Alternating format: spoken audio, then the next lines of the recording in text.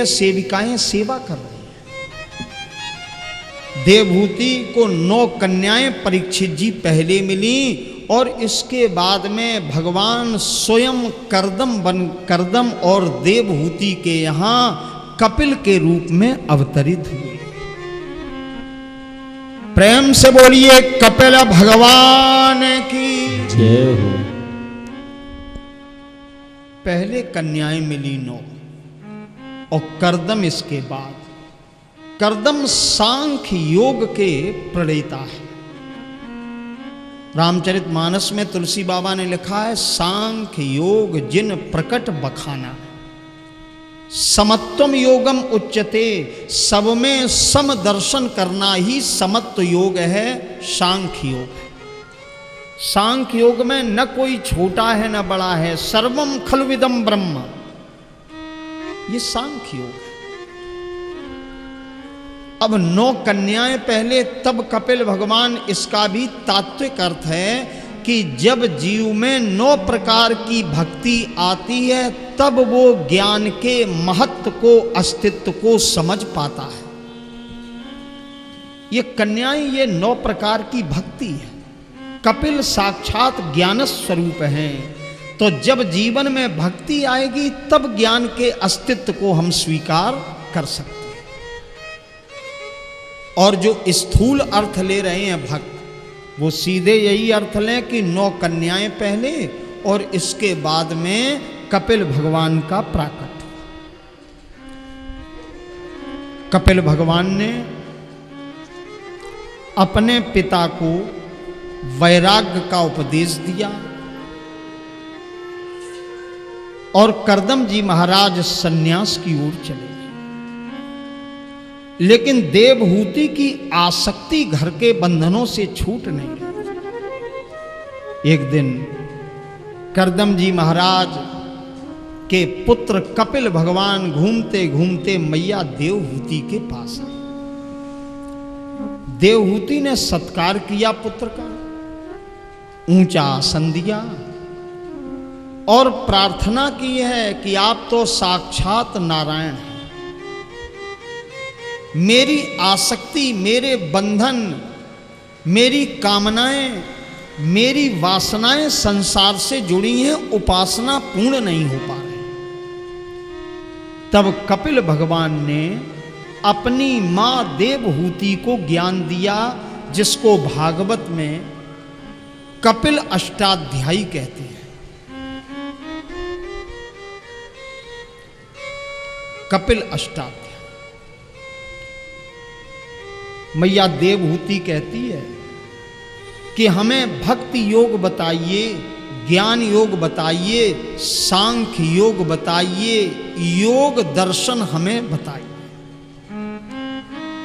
अब आप लोग सुधी जन बैठे हैं, इसलिए मैं थोड़ी सी चर्चा कर रहा हूं। योग 8 प्रकार का होता है।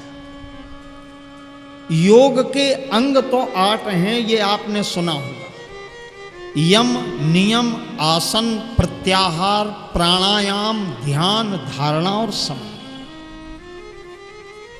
लेकिन योग 8 प्रकार का होता है। भक्ति योग, ज्ञान योग, कर्म योग, हठ योग, लय योग, ये सब योग में ही आते हैं। कोई भी ऐसा कर्म नहीं, कोई भी ऐसी साधना नहीं जो परमात्मा से न जोड़ी जाए, और जुड़ने की क्रिया का नाम योग है। कपिल भगवान बोले, मां, मन को किसी भी प्रकार से परमात्मा के चरणों में जोड़ देने की क्रिया को योग कहते हैं। गीता में तो बड़ी परिभाषाएं, योग युक्तो विशुद्धात्मा प्रशांतात्मा जितेंद्रिय। ये तो प्रशांत अंतःकरण वाला पुरुष योग करता है। अब देखिए, एक छोटा सा चिंतन है। हम जो कर्म करते हैं, उस कर्म के फल को भी अगर हम परमात्मा से जोड़ दें तो इसी को कर्म योग कहते हैं। और ये कर्म योग की शिक्षा कुरुक्षेत्र के मैदान में भगवान श्याम सुंदर ने अर्जुन को दी। और कहा अर्जुन तू कर्म कर, क्योंकि कर्म कराने वाला तो मैं हूं, अपने को कर्ता मत मानना। यही समझाया, अनाश्रिता कर्म फलम कार्यम कर्म करोति या सन्यासी योगी।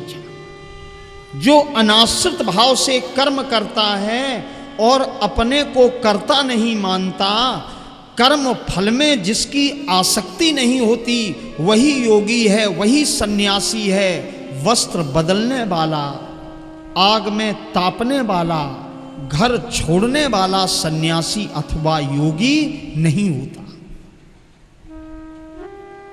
वही चर्चा यहां है। कपिल भगवान ने कर्मयोग, भक्ति योग और समत्व योग, जिसको सांख्य योग कहते हैं, इसका दिव्य ज्ञान अपनी मां को दिया। मां कहती है, बेटा संसार में जीव आता क्यों है? कपिल भगवान बोले, इसके पिछले जन्मों के जो कर्म भोगने शेष होते, इस कारण से इसका जन्म होता है। और वो पिछले जन्म के कर्म ही इसके प्रारब्ध बनकर साथ में आते हैं। कर्म 3 प्रकार के, संचित, प्रारब्ध और क्रियमाण, इसलिए जन्म होता है। लेकिन संसार में 3 बातें मां श्रेष्ठ हैं, परमात्मा, गुरु और ईश्वर का भजन।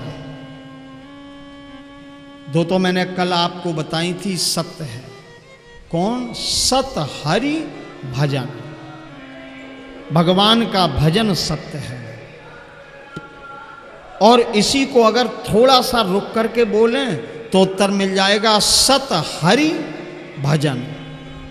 हरि और हरि का भजन 2 सत्य हैं, और जीवन में इनको ही अपना लेना चाहिए। लेकिन हरि की प्राप्ति, भजन का मंत्र तो गुरु देता है, इसलिए जीवन में गुरु सत्ता का भी विशेष महत्व है। गुरु सत्ता का अपना महत्व है। ये सुंदर बात कपिल भगवान ने अपनी मां देवहूति को बताई और कहा, मां जब ये गर्भ में 5 रात्रि रुकता है तो इसको कलक कहा जाता है। 10 दिन का जब होता है तो बूंद की तरह आकार, इसको बुदबुदा कहते हैं। 1 महीने में गर्भ में ही सिर बनना प्रारंभ हो जाता है। 3 महीने में बालक है कि बालिका, इसके लक्षण प्रकट हो जाते हैं।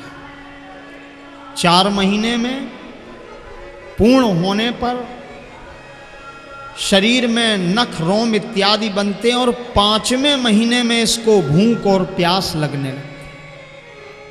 उस समय मां जिस प्रकार का भोजन करती है, बालक के नाभि क्षेत्र से भोजन का रस प्रवेश करता है और बालक का संवर्धन गर्भ में ही होने लगता है। जब 7वां महीना लगा तो भगवान ने, कौन बजा लगा, तो भगवान ने इसकी गर्दन और इसकी पीठ को जोड़ दिया, बंधन युक्त कर दिया।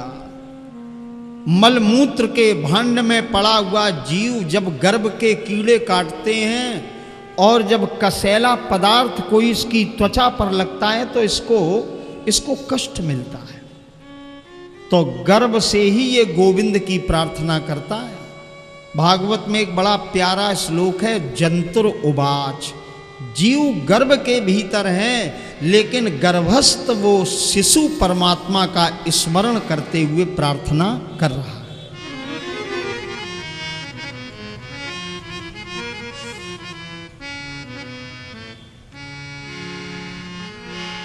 तस्योपसन्नवितं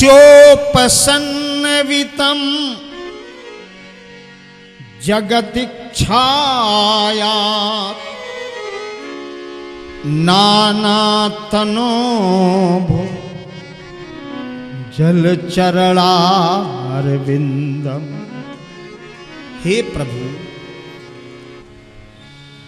मेरे कर्मों का फल कुछ शेष था, इसलिए आपने मुझे संसार में भेजा, और मैं संसार में गया तो नाना तनु भुवि, संसार में नाना माने अनेक प्रकार की योनियों में मैं भटकता रहा। लेकिन गोविंद, तुम्हारे कमलवत चरणों का दर्शन मुझे प्राप्त न हुआ, तुम्हारे चरणों की कृपा नहीं मिली। भगवान बोले, तो अब क्या चाहते? तो कहता है, सोहम ब्रजामि शरणम। मेरे प्रभु, अब मैं तुम्हारी शरण में आना चाहता हूं, क्योंकि मुझे विचित्र डर लग रहा है। हा कुतो भयम, मेरी बड़ी दुर्गति है, गर्भ में हूं, बंधन में हूं, हाथ पैर में चला नहीं सकता, और गर्भ में उल्टा लटका हुआ, कीड़े काटते हैं, वेदना होती है, इसलिए गोविंद अपने निकट बुला लीजिए। यूं तो 84 लाख योनियों में गए, लेकिन ठाकुर जी तुम्हारा दीदार नहीं हुआ। बड़े भाग्यशाली हैं हम लोग, जिनको मानव योनि मिली है। नर समान नहीं कबन्यु देही, जीव चराचर जाचत ये। इतनी योनियां हैं, लेकिन मानव योनि से श्रेष्ठ कोई योनि नहीं।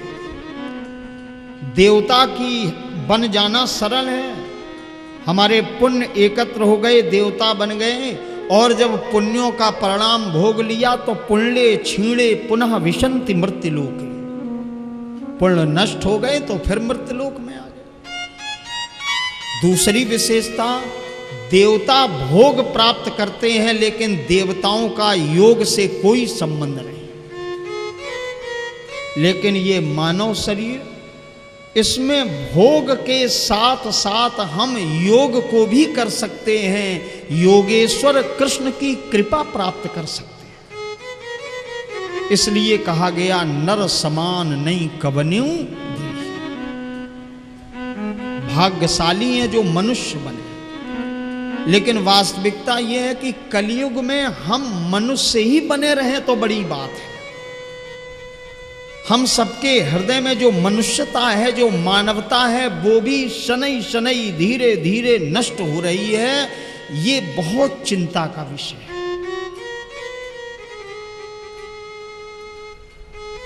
84 लाख योनियों में भटके और तब मनुष्य बनाए गए। अब जानना चाहो 84 लाख में कहां कहां गए, तो जरा कॉपी और पेन लीजिए, मैं बता रहा हूं। 20 लाख स्थावर जो एक स्थान से दूसरे स्थान पर जा नहीं सकते, पेड़ पौधे वृक्ष, इनकी प्रजातियां योनियां हैं 20 लाख। 20 लाख स्थावर जानो, 9 लाख सब जलचर मानो। पानी में रहने वाली जातियां योनियां हैं 9 लाख। 11 लाख कूर्म कवि गाए, पंछी गण 10 लाख बताए। 30 लाख पशु जानब भाई, 4 लाख वानर समुदायी। जब यह 84 कट जावे, तब मनुष्य को तन कहूं पावे। तब मानव शरीर मिलता। और अगर चूक गए हम लोग, तो 84 का चक्कर लगाने के लिए तैयार रहना पड़ेगा। यहीं रोनकता के सूरदास जी महाराज वृंदावन आए, और 1.25 लाख पद मिले हैं, लेकिन अभी लिखे हैं, लेकिन पूरे मिले नहीं हैं। एक दिन भाव में डूब गए और ठाकुर जी के सामने जाकर कहते, अब मैं नाचो बहुत गोपाल। हे मेरे गोपाल, हे मेरे कृष्ण, मैं नाचते नाचते थक गया। 84 लाख योनियों में भटका, नाचा, तो अब मैं नाचो बहुत गोपाल। काम क्रोध को पहन चोलना कंठ विषय की माल। माया के पग नूपुर बाजत निकसत शब्द रसाल। अब मैं नाचो बहुत गोटा। कोई ऐसा महापुरुष नहीं जो इसने अनुभव न किया हो। तुलसी बाबा लिखते हैं, यह माया सब जगु नचावा। तो अपने मन को भगवान के चरणों में नचा दें तो 84 लाख योनियों में नाचना नहीं पड़ेगा। मानव बनाए गए, प्रार्थना की इसने गर्भ के भीतर से। भगवान बोले क्या करोगे? तो बोला महाराज कष्ट से उबारिए। ठाकुर जी बोले अब की मेरा भजन करोगे? तो अब जीव विवश है, और जब कष्ट मिलता है तो भगवान बहुत याद आते हैं। जीव कहता है अब की बार मुझे गर्भ के कष्ट से उबार लीजिए, हे प्रभु मैं भजन के अतिरिक्त कुछ नहीं कर। और जैसे ही परमात्मा ने कृपा की, गर्भ के बाहर ये जीव आया, तो माया ने प्रभाव डाला और भगवान को दिया हुआ वचन ये भूल गया। पृथ्वी पर आकर के विषयों में, वासनाओं में, आसक्ति में, संसार के भोगों में, भौतिकता की दौड़ में सब प्राप्त करने की कामना लेकर के और ये इधर उधर भटकने लगा और प्रभु को जो वचन दिया था वो भूल गया।